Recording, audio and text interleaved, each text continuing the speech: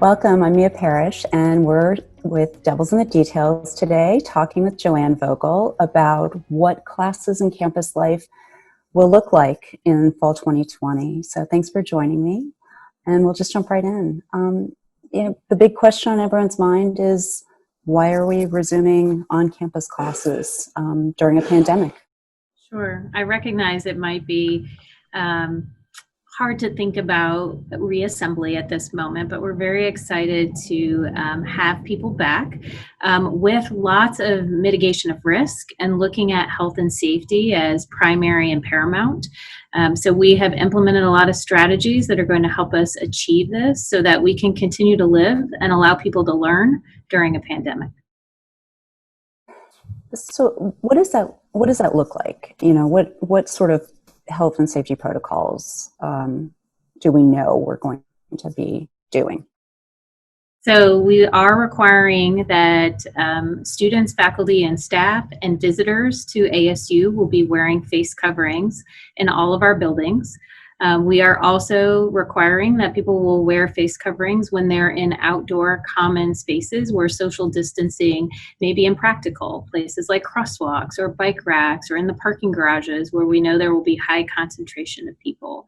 In addition to that, we have reminded people from the beginning of coronavirus to wash their hands, to engage in cough and sneeze etiquette. And we know the importance at this point of social or physical distancing. So in the way that you can, even when wearing a face covering, you can stay 6 feet or greater apart. When we talk about face coverings and testing and social distancing, physical distancing, what are the expectations? If a student were to show up in the classroom without a face covering, we will, of course, assume that that was unintentional. Maybe they forgot. We're going to try to have those available for that student on that day. But if not available, because we do expect students are responsible and would bring their own face covering, they can head outside and they can use ASU Sync to use Zoom to get into the classroom if that it's available in most of our classes, if not nearly all. And so we are certainly going to be following up with students who maybe repeat in their inability to comply with our requirements associated with face covering, social distancing, or anything else that we're attaching back to how we show as Sun Devils that we're a community of care and we're looking out for each other's health and well-being. Tell me a little bit about how the classes will work. What's it going to look like to the best of our knowledge? The classroom will be offered in 3 different options. And so one of those is full immersion, where students are inside the classroom, interactive with the faculty member who's in the classroom with them, or via Zoom. Then our ASU Sync mode, and so for part of the classroom, and we'll talk about that in a second, of how we're going to be able to spread out the classroom. That's the interactive experience with Zoom. And then also, of course, we have the option that many of our students take of iCourses or online courses. And so there's a variety of different ways to continue your learning. 4 classrooms so that we can maximize social distance and still offer students the ability to be in the classroom some of the time and then connect via ASU Sync. We've set the maximum capacity of classrooms at no greater than 50% of the allowed occupancy in those rooms. And that will allow us to distance people appropriately, and they will have their face coverings on. And then let's pretend it's a Tuesday-Thursday class. So half of the class shows up on Tuesday. Then the other class half of the class shows up on Thursday, and then they interact via ASU Sync on those off days. Similar principle Monday, Wednesday, Friday, where we could split the class into thirds. Third of the class shows up Monday, third of the class Wednesday, third of the class Friday. And so when we talk about sync, that's like what we did in the spring, where Exactly. you're on Zoom, but in real time. Yes. Right. And are there going to be other things in the classroom that look different for the students and the faculty?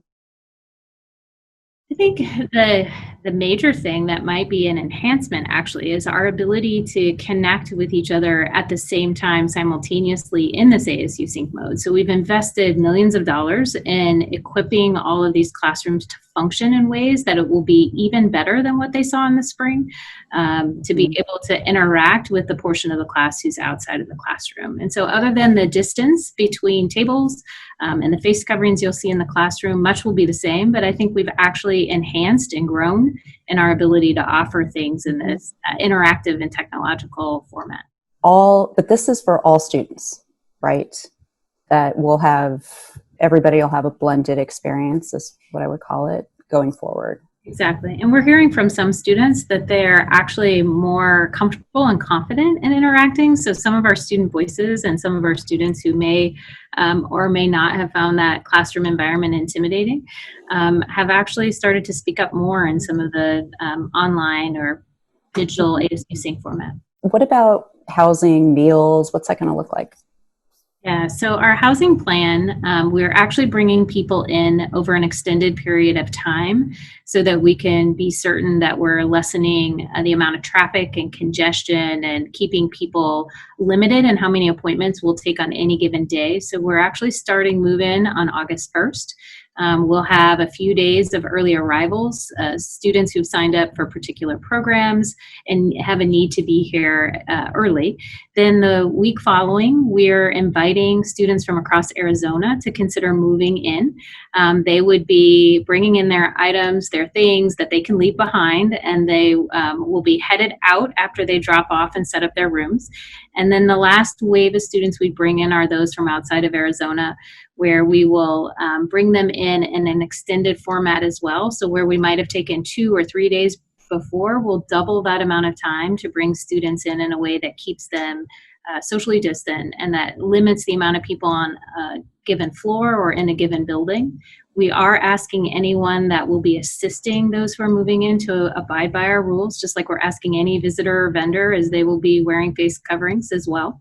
And then we hope that they will think about limiting the amount of time that they'll be spending inside so that the next set of appointments can come in and have full access to move in as well. And so it will look a little different, but it will have the same outcome. Students are living with us. We have them in configurations or room setups that are very similar to what they're used to. Students and families can request a single room, though, if they desire. And we will accommodate that as we can for a slightly increased charge. That makes sense. And obviously foremost is the academics and the living and learning experience, but what about the social stuff? Yeah. And athletics and things like that? That's exciting stuff too.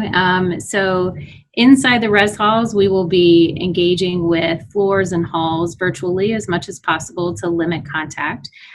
We are hoping people will get to know those inside of their residential hall spaces and doing that with no external guests. So that's something that we did in the spring semester, is not having anyone outside of that residential hall coming into that residential hall to keep that living space as healthy as possible. We are very hopeful that athletics and other events can resume, but we'll be looking at local conditions to help us decide if it is okay to gather, and our current maximum social gathering is capped at 10. So if it involves more than 10 people coming together in a social gathering, we are enabling a virtual way to connect. And then we will follow Pac-12 and NCAA guidance about if we can resume to being fans or attending and watching our Sun Devils win. What else is certain?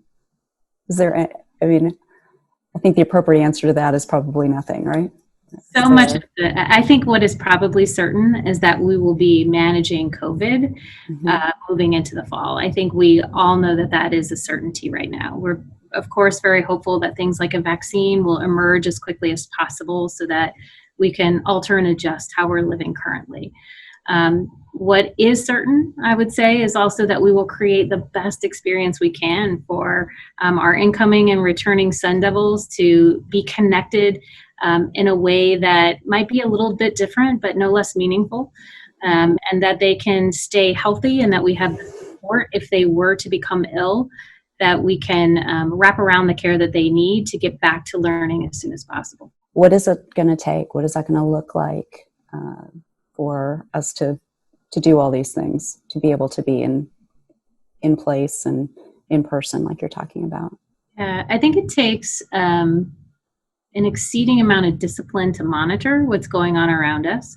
It also means that we have to be flexible, and we have to realize that we may not know always the best strategy, but we will be clear about our strategy, and we're always going to default to what helps us promote health. And so I know there has been debate about whether certain things are effective or are we making the right choice at times, but our stance has been, if science and researchers and those that are our medical experts tell us that something needs to shift or change or adjust, that we're following that. And we do that with great discipline and thought, and certainly a lot of communication so that people know what we're adjusting. Mm-hmm.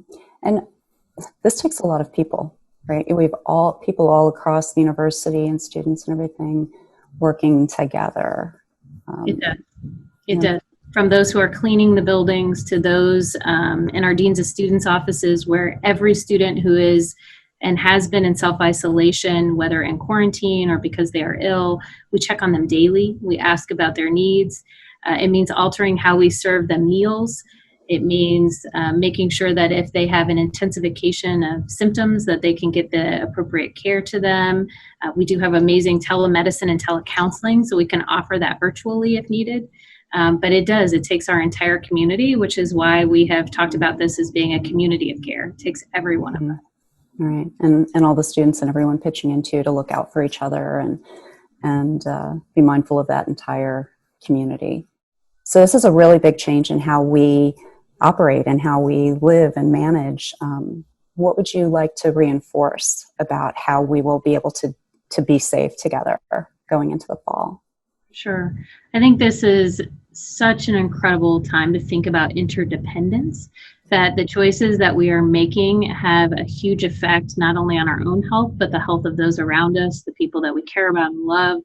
And so we're all in this together, and I wear a face covering to protect you. You wear a face covering to protect me.